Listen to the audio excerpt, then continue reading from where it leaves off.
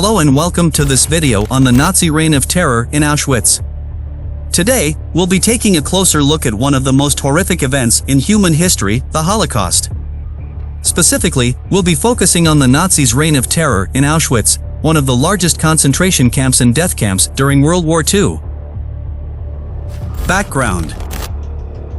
In order to understand the terror that took place in Auschwitz, we need to first understand the context in which it occurred.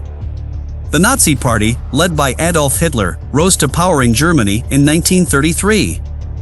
Hitler's ideology was based on a belief in the superiority of the Aryan race, and he blamed many of Germany's problems on Jews, homosexuals, and other minority groups.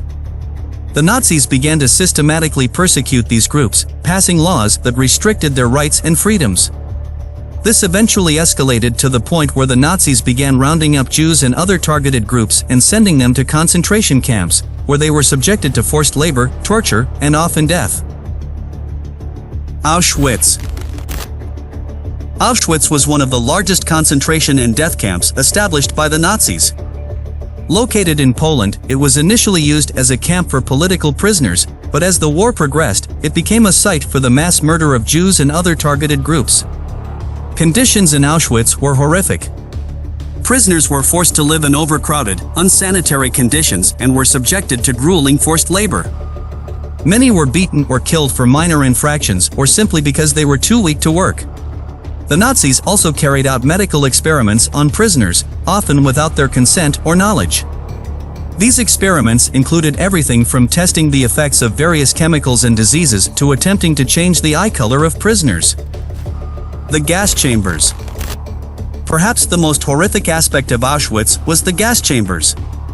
These were large rooms where prisoners were herded and then killed with poison gas.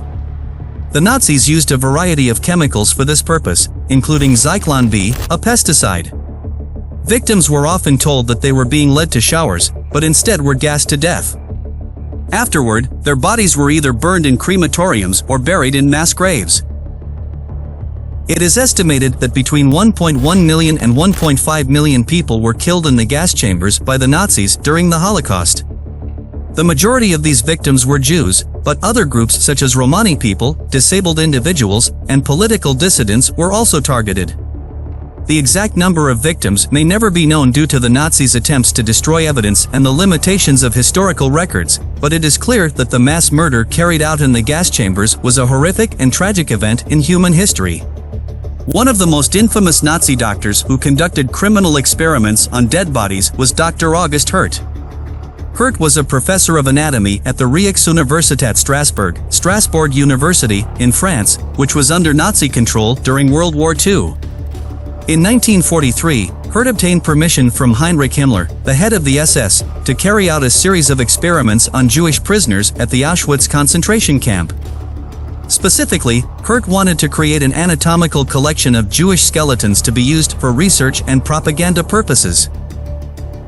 Hirt and his team selected 115 Jewish prisoners, mostly young adults and children, for his experiment. The prisoners were killed in gas chambers and their bodies were sent to Hirt's laboratory in Strasbourg, where they were dissected and their skeletons were preserved. Hirt's experiments were not limited to just the bodies of the deceased, however.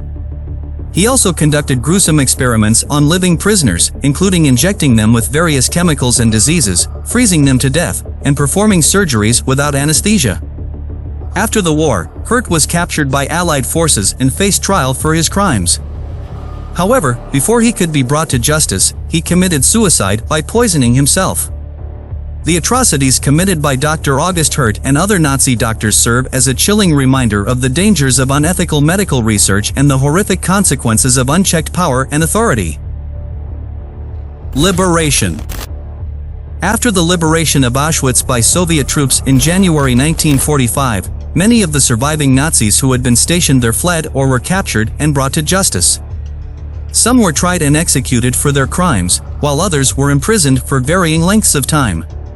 The most high-profile trial of Nazis after the war was the Nuremberg trials, which took place from 1945 to 1946.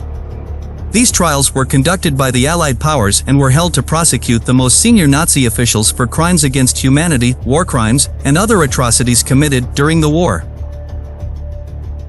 Many of the defendants at Nuremberg, including top-ranking officials like Hermann Göring and Rudolf Hess, were found guilty and sentenced to death or long prison terms.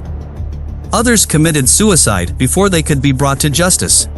In addition to the Nuremberg trials, numerous other trials were held in the years following the war to prosecute lower-level Nazis and other collaborators.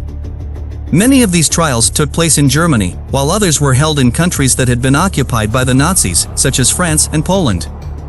Overall, while many Nazis were brought to justice after the liberation of Auschwitz and the end of the war, it is important to note that not all were held accountable for their crimes. Some managed to evade capture or were able to blend back into society, while others were protected by sympathizers or other factors. The legacy of the Nazi regime and the horrors it perpetrated continue to shape the world today, serving as a reminder of the need to remain vigilant against hatred, bigotry, and oppression. Conclusion. The horrors of the Nazi reign of terror in Auschwitz and other concentration camps are a reminder of the depths of human cruelty and the dangers of extremist ideology. It is important that we remember these events and work to prevent similar atrocities from occurring in the future. Thank you for watching. If you found this video informative, please like and subscribe for more content like this.